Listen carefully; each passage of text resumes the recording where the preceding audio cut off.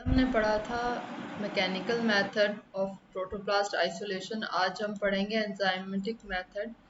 Enzymatic method या enzyme method में हम यूज़ करते हैं वेरियस टाइप्स ऑफ एंजाइम्स, जैसे कि मैक्रो एंजाइम, सेल्यूलोज और हेमी सेल्यूलोज, पैक्टिनेज। इन सबको डिज़ोल्व करने के लिए जो सेल्यूलोज है उसको हम डिज़ोल्व करने के लिए यूज़ करते हैं cellulase, hemicellulase, pectinase et cetera. Enzyme विधि द्वारा प्रोटोप्लास्ट का विलगन यानी कि उसका सेपरेशन किसी भी उत्तक यानी कि हम कोई भी ऑर्गन की बात करें या कोई टिश्यू की बात करें, जैसे जड़, प्ररोह, तना, पत्ती, पुष्प, यानी कोई भी हम फ्लावर प्लांट का पार्ट लेते हैं तो हम उसका क्या करते हैं, सेपरेशन करते हैं। और मोस्टली अगर हम देखें तो जो लीव्स हैं वो सबसे ज़्यादा बेस्ट कह सकते हैं रहती है इन टर्म्स ऑफ एक्सपेरिमेंट जो हम कर रहे हैं। सबसे पहले हम उसे 2% सोडियम हाइपोक्लोराइड और 7% 7.5% डॉसमेटोस का प्रयोग करते हैं और उसे 30 मिनट्स तक उसका यहाँ पे हम क्या कर रहे हैं, निर्जमीकरण से एक तरीके से कह सकते हैं कि उसको हम क्या कर रहे हैं, पूरी तरीके से स्टरलाइज कर रहे हैं, ताकि उसमें और उससे क्या कर रहे हैं, थोड़ा उसकी जो मेम्ब्रेन है उसको क्या कर रहे हैं, यहाँ पे वीकन कर रहे हैं। यहाँ पे हम जो ये लीफ है हमारी, इसके ऊपर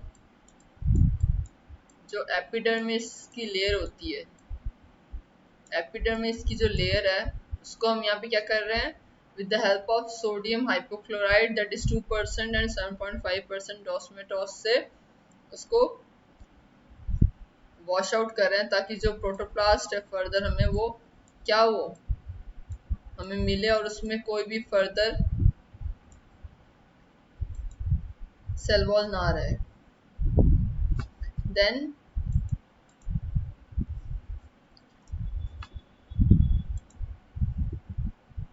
हम यहाँ पे जो लीफ ले रहे हैं उसका जो डायमेंशन है वो है 1 सेंटीमीटर, यानी कि अगर इससे ज़्यादा हम लेंगे तो जो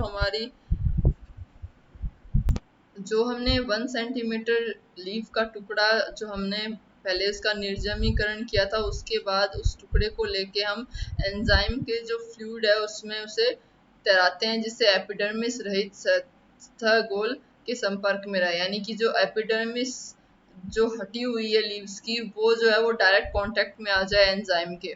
और मोस्टली जो एंजाइम है उसमें कौन कौन से एंजाइम होते हैं, हमने पहले बात की थी, macro enzyme, cellulose, हेमीसेल्यूलर, pectinase.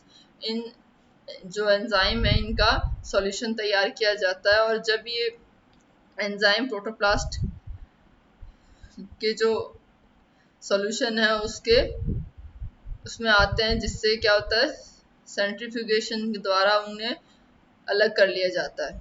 Centrifugation एक टेक्निक है जिसमें हम एक स्पेसिफिक आरपीएम पे और स्पेसिफिक टाइम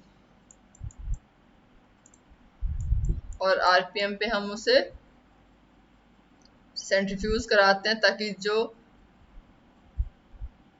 सबस्ट्रेटम है और जो फ्लूइड है वो अलग अलग हो जाए। अब प्रोटोप्लास्ट फ्यूजन में जो दो स्पीशीज हम लेते हैं जिनका हमें फ्यूजन कराना होता है, उनको हम पहले प्योरीफाई करते हैं, और प्योरीफाई करने के बाद दोनों जो प्रोटोप्लास्ट हैं उनकी जो अमाउंट है वो एक ही मेथड के द्वारा उनका फ्यूजन कराया जाता है। नंबर 1 मेथड जो है वो है calcium ions and high pH, यानी कि पीएच है वो कितना हाई है, हाई पीएच यानी कि जो मीडियम है वो कौन सा है, एल्कलाइन मीडियम है। एल्कलाइन मीडियम में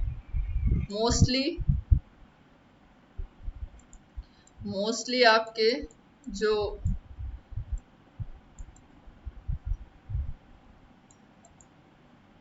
मीडिया होते हैं वो एल्कलाइन मीडिया होते हैं, क्योंकि इन मीडिया पे जो ग्रोथ है वो काफ़ी इफ़ेक्टिवली पाई जाती है, देखी जाती है। तो उसमें हम क्या करते हैं, यानी कि जो पीएच है वो हम यहाँ पे ले रहे हैं 10.5, और जो कंसंट्रेशन है कैल्शियम की वो हम ले रहे हैं 50 मिली मोल पर लीटर, और उसे 30 मिनट्स के लिए 37 डिग्री पर रखते हैं। और इससे क्या होता है, जो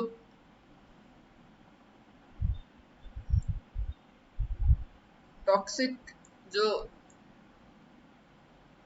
क्योंकि कंसंट्रेशन क्या है, हाई है, तो यहाँ पे कुछ स्पीशीज के लिए ये टॉक्सिक हो सकते हैं। नेक्स्ट हमारा आता है सोडियम नाइट्रेट से हम कैसे प्रोटोप्लाज्म फ्यूज करा सकते हैं। सबसे पहले पावर एट एल ने 1970 में अपने, यानी कि एट एल का मतलब यहाँ पे होता है कि पावर ने अपने साथियों के साथ सबसे पहले सोडियम नाइट्रो सोडियम नाइट्रोक्साइड का यूज करके प्रोटोप्लास्ट फ्यूज करवाया था, जिसमें हम 5.5% सोडियम नाइट्रेट लेते हैं, 10% सुक्रोज लेते हैं, और इस मिक्सचर को हम लेकर इसको 5 मिनट तक वाटर बाथ में गर्म करते हैं। इसके बाद इसको 5 मिनट तक 2200 इंटू ग्राम पर सेंट्रीफ्यूज करते हैं।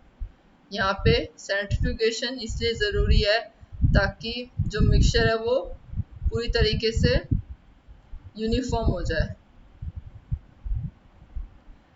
अब हम उसे क्या करते हैं, वाटर ब्राथ, अब जो हमारे पास सॉल्यूशन या फ्लूइड है उसको हम वाटर बाथ में 30 डिग्री सेल्सियस पर रखते हैं। मोस्टली इस टाइम पे जो जितने भी प्रोटोप्लास्ट हैं वो आपस में फ्यूज हो जाते हैं,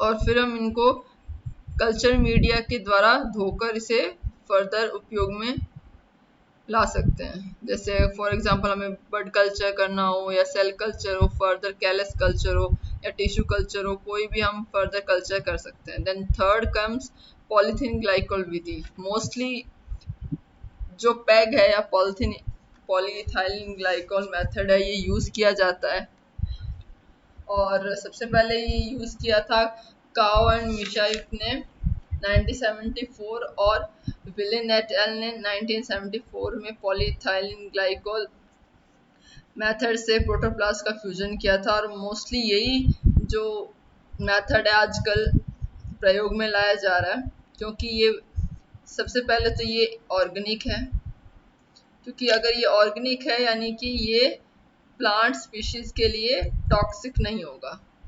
टॉक्सिक नहीं होगा तो जो हमें डिजायरेबल कैरेक्टर चाहिए उनकी क्वांटिटी में और क्वालिटी में कोई इफेक्ट नहीं आएगा। यानी जो हम स्पीशीज ले रहे हैं, फॉर एग्जांपल स्पीशीज ए, उसके अगर सर्टेन कैरेक्टर हैं तो वो कैरेक्टर हमें एज इट इज मिलेंगे, क्योंकि अगर इन्वॉल्वमेंट हो रहा है केमिकल्स का, जो कि क्या होते हैं, इनऑर्गेनिक होते हैं, और इनऑर्गेनिक केमिकल्स हैं वो मोस्टली कहीं ना कहीं एक रिएक्शन को हॉल्ट कर सकते हैं अगर वो ज़्यादा मात्रा में और वो टॉक्सिसिटी फैला रहे हैं तो।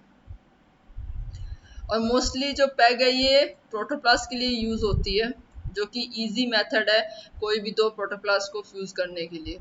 यहाँ पे हम 25 से 50% सॉल्यूशन में पैग यूज़ करते हैं, और इसको 15 से 30 मिनट तक एक्टिव करते हैं, जिससे जो फ्यूजन की संभावना या पॉसिबिलिटी है वो इंक्रीज हो जाती है, और प्रोटोप्लास्ट को धीरे धीरे इसमें हम मर्ज करते हैं, और उसके बाद हम जो भी प्रोटोप्लास्ट फ्यूज हुए हैं उनको हम फर्दर प्लेटिंग कर देते हैं। लेकिन अगर धोने वाले जो हमारे पोषक पदार्थ हैं, यानी कि जो प्रोटोप्लास्ट जो हमारे पास कल्चर है, उसको अगर हम हाई कैल्शियम आयंस यानी कि 50 मोल पर लीटर और बेसिक कंडीशन 9 to 10 pH पे अगर हम उसका फ्यूजन करवाएं तो यहाँ पे जो संलयन यानी फ्यूजन की जो आवृत्ति है वो बढ़ जाती है। जो पैग है वो सीधे जैसे जो कैल्शियम है यानी कि जो धनायन यानी कि जो पॉजिटिव आयंस होते हैं उनके माध्यम से प्रोटोप्लास्ट प्लाज्मा झिल्लियों से आबद्ध हो सकते हैं। यानी कि जो पैग है वो अकेला यहाँ पे वर्क नहीं करेगा जब तक हमारे पास धन आयन नहीं होंगे। धन आयन कौन से होते हैं? Positive ions. यानी कि पॉजिटिव आयन कौन कौन से हो गए? हमारा मैग्नीज हो गया, मैग्नीशियम हो गया Mg2+, Mn2+, कैल्शियम 2+, ये हमारे कौन से होते हैं? धन आयन यानी कि पॉजिटिव आयंस होते हैं जो कि पैग की रिएक्शन रेट को बढ़ाने के लिए जरूरी होते हैं। अब यहाँ पे क्या हुआ, हमने कैल्शियम आयंस की वजह से प्रोटोप्लास्ट का जो फ्यूजन है वो कैसे हुआ, जो प्लाज्मा झिल्ली यानी कि जो प्लाज्मा मेम्ब्रेन है वो आपस में क्या हुई, कांटेक्ट में आई due to the presence of PEG and calcium ions. और जो पीएच है वो क्या है, जैसे कि हमने एंजाइम में पढ़ा था और बफर में भी पढ़ा था कि जो पीएच है वो ज़्यादातर डिफाइन करता है कि कोई रिएक्शन है या कोई प्रोसेस है, कोई मेथड है वो कितना कारगर होगा। तो अगर हम पीएच की वैल्यू जो है वो 9 से 10 कॉन्स्टेंटली रख रहे हैं तो जो प्रोटोप्लास्ट फ्यूजन है वो इजीली होगा। और बस ऐसा होता है कि जो प्लाज्मा जो मेम्ब्रेन का जो फ्यूजन है वो उसमें डिस्टर्बेंस हो सकता है जिससे आसपास से प्रोटोप्लास्ट का, मतलब ज़रूरी नहीं है कि जितने भी प्रोटोप्लास्ट हमने लिए हैं उन सबका फ्यूजन हो। कुछ कुछ प्रोटोप्लास्ट होते हैं जिनका फ्यूजन होता है और कुछ जो नहीं होते उनको फिर हम डिस्कार्ड कर देते हैं। देन नेक्स्ट है इलेक्ट्रोफ्यूजन मेथड। इलेक्ट्रोफ्यूजन मेथड में जो प्रोटोप्लास्ट का फ्यूजन है वो हम बहुत ही लो वोल्टेज पे पल्स द्वारा किया जाता है। इसमें हम जो वोल्टेज यानी कि जो इलेक्ट्रिसिटी है वो बहुत ही कम रखते हैं और उसमें हम यूज करते हैं इलेक्ट्रोपोरेटर। इलेक्ट्रोपोरेटर क्या करता है, जो माइक्रोस्कोप है यानी कि जो पूरा जो ये मेथड है ये इलेक्ट्रॉन माइक्रोस्कोप के अंडर में नोट किया जाता है, ऑब्जर्व किया जाता है और जिससे हमें पता चल जाता है कि जो हम इलेक्ट्रिक पल्स जो हम प्रोवाइड कर रहे हैं दो प्रोटोप्लास्ट को फ्यूज होने के लिए वो हुआ या नहीं, ये हम माइक्रोस्कोप या सूक्ष्मदर्शी से देख सकते हैं। ये हमारा है जो हमने बात की थी, ये हमने कल पढ़ा था verification and characterization of somatic hybrids, कि कैसे हम एक ऑर्गन से या टिश्यू से हम वापस एक प्लांट बना सकते हैं।